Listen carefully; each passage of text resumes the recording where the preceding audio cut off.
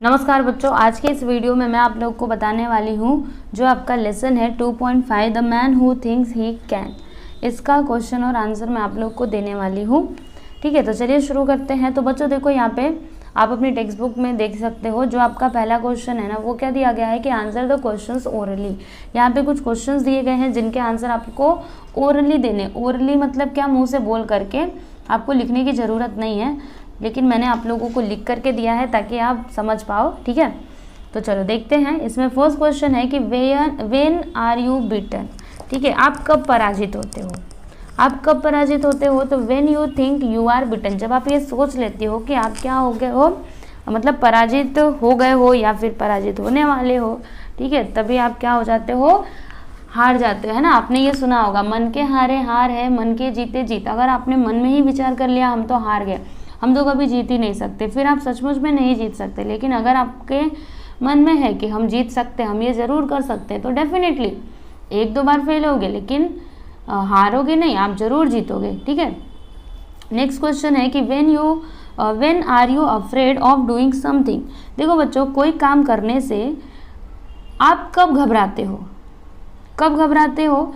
When you don't dare, यानी जब आपके अंदर साहस नहीं होता कि हम उस काम को कर सकते हैं, तब आप क्या करते हो, घबराते हो, है ना। हम डरते रहते हैं कि समझिए कि अभी एग्ज़ाम देना है, तो अभी आप ये सोच के बैठे हो, अरे हम तो एग्ज़ाम नहीं दे सकते, हम तो कुछ नहीं लिख सकते। फिर आप डरते डरते एग्ज़ाम में बैठोगे, तब आप कुछ नहीं कर पाओगे, है ना।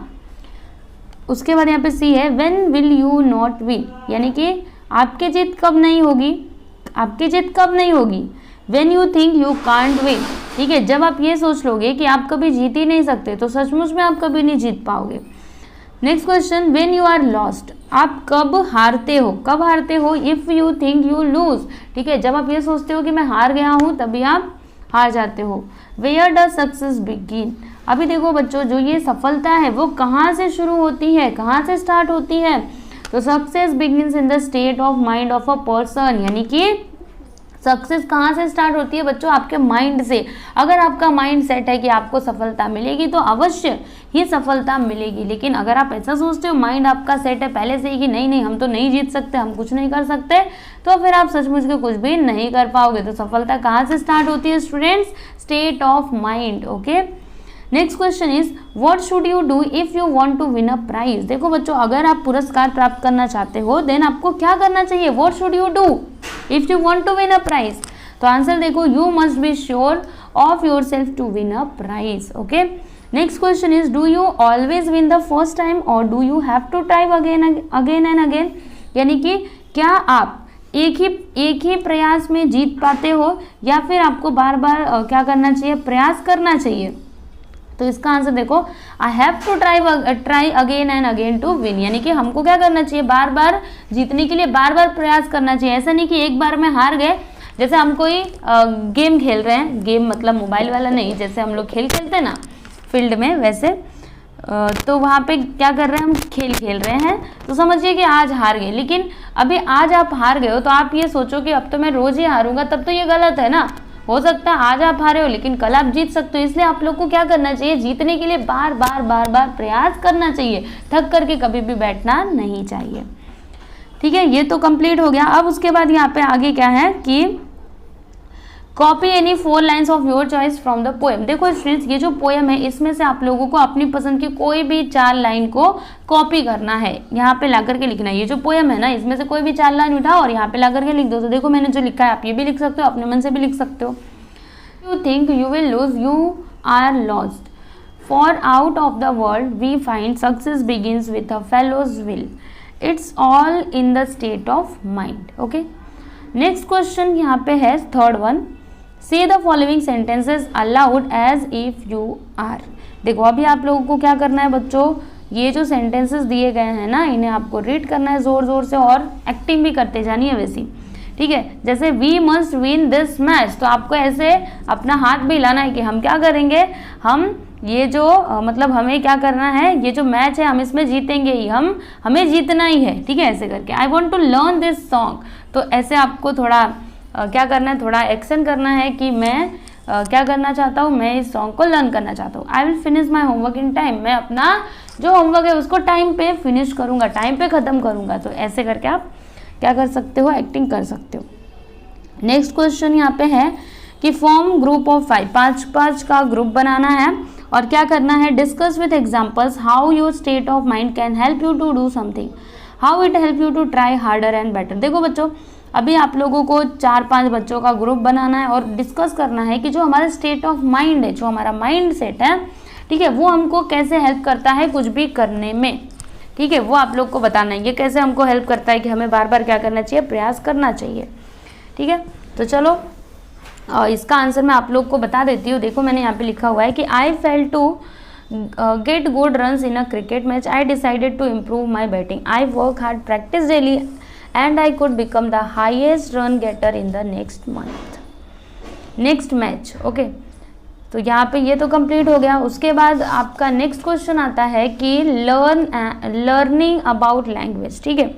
तो इसमें हम लोग क्या सीखेंगे स्टूडेंट्स, एपोस्ट्रोफी के बारे में। एपोस्ट्रोफी क्या होता है ना। देखो यहाँ पे एपोस्ट्रोफी लिखा हुआ है, आप लोगों को नहीं पता होगा तो आज आप सीख जाओगे एपोस्ट्रोफी। इसका यूज़ हम लोग इंग्लिश में करते हैं, जब आप देखते होगे कोई स्टोरी पढ़ते होगे या फिर कोई कविता पढ़ते होगे तो वहाँ पे ये एपोस्ट्रोफी रहता ही है, ठीक है। तो चलो मैं आप लोग को बताती हूँ। जैसे अभी यहाँ पे कुछ एपोस्ट्रोफी दी गई हैं जिन्हें हम लोग रीड करेंगे, फिर बाद में आप लोग को बताती हूँ क्या होता है। देखो जैसे यहाँ पे इसको रीड करना, डोंट इसका मतलब क्या होता है, डू नॉट, कांट इसका मतलब can not, want will not, ठीक है। यू और ये क्या है, डबल एल, इसका मतलब क्या होता है, यू विल। देखो यहाँ पे लिखा हुआ है, यू आर ही है तो यू आर, यू वी है तो हैव, ठीक है। तो अभी ध्यान से देखो यहाँ पर, ये जो डोंट फिर कांट था, फिर वॉन्ट था, फिर यू विल था, यू आर था, यू हैव था, ठीक है। ये तो हमको समझ में आया कि हमने क्या किया, ये टी आया यानी कि ये नॉट होगा, यहाँ पे टी आया नॉट होगा, यहाँ पे टी होगा नॉट होगा, ठीक है। समझ में आ रहा है आप लोगों को। तो हम तो ये समझ गए। अभी इसके नीचे थोड़ा सा नीचे आओगे तो ये क्या लिखा है, देखो, but fellows lives stand of fellow. सुनो ध्यान से सुनो। जैसे यहाँ पे डोंट लिखा था तो हमने समझा डू नॉट, अभी यहाँ पे क्या है, फेलोज, यहाँ पे एस आ गया। तो इसका मतलब क्या होता है बच्चों, ऑफ अ फेलो, यानी कि फेलो ऑफ अ फेलो, यानी कि क्या हम बोल सकते हैं, जैसे कि मनुष्य का, ठीक है। फेलो मतलब ऑफ ऐसे लिखा है ना, जैसे अभी लाइफ में आप लोग को बताती हूँ, फेलो को जाने दो, फेलो मतलब मनुष्य का होता है, लेकिन लाइफ आप देखोगे तो समझ आएगा। जैसे लाइफ से, तो इसका मतलब क्या होगा, ऑफ लाइफ, ठीक है। इसका मतलब कुछ और नहीं होगा कि एस है तो कुछ और वहाँ पे वर्ड आएगा, जैसे यहाँ पे टी था तो नॉट आया था, वैसे नहीं आएगा। क्या आएगा, इसका मतलब क्या होगा, ऑफ लाइफ, ठीक है। तो ये जो साइन आ रही है इन सभी में, इसको हम लोग क्या कहते हैं बच्चों, एपोस्ट्रोफी कहते हैं, ठीक है। तो इसका मतलब क्या होता है, देखो जैसे अगर मुझे किसी समझिए कि मुझे बात करनी है दूध वाले की नहीं, जैसे कि मेरे को बात करनी है, यहाँ पे देखो ना लिखा हुआ है मोहन्स रूलर, ठीक है। तो इसका मतलब क्या हुआ कि मोहन की रूलर, मोहन की स्केल, ऐसा हम लोग बोल सकते हैं, ठीक है। तो यहाँ पे मोहन्स रूलर मतलब क्या हो गया, मोहन की, ठीक है, ऐसे करके। फिर मीना सूज, तो ऐसे हम बोल सकते हैं, इसका मतलब क्या हुआ कि मीना का, मीनाज आया ना, मीनाज मतलब मीना का, मोहन्स आया मोहन का, कैट्स आया कैट का, समझ में आया। तो ऐसे एपोस्ट्रोफी होती हैं जिनका अलग अलग जगह पे यूज़ किया जाता है। तो जैसे हमने यहाँ पे देखा और यहाँ पे देखा, बस आप लोग को इसे पढ़ना है।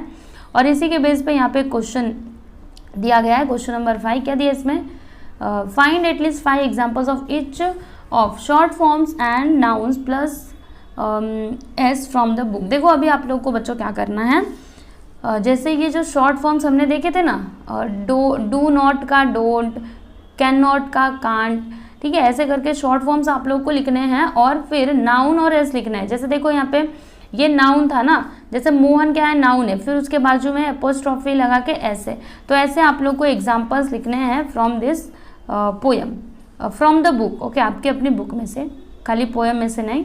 तो देखो यहाँ पे हमने लिखा है शॉर्ट फॉर्म्स में I am, it's, didn't, he, will, aren't, ठीक है। नाउन देखो, नाउन प्लस एस, यहाँ पे सोम दत्ता's बिजनेस, आजिज श्रीखंडवाड़ी, Kimaya's father, Akshay's house, man son. Okay students, तो यहाँ पे हमने ये जो आपका लेसन दिया गया था, the man who thinks he can, इसका क्वेश्चन आंसर कंप्लीट कर लिया है। एंड आई होप कि आपको ये वीडियो अच्छा लगा होगा, ठीक है बच्चों। तो चलो अभी हम लोग नेक्स्ट वीडियो में मिलते हैं, तब तक के लिए गुड बाय।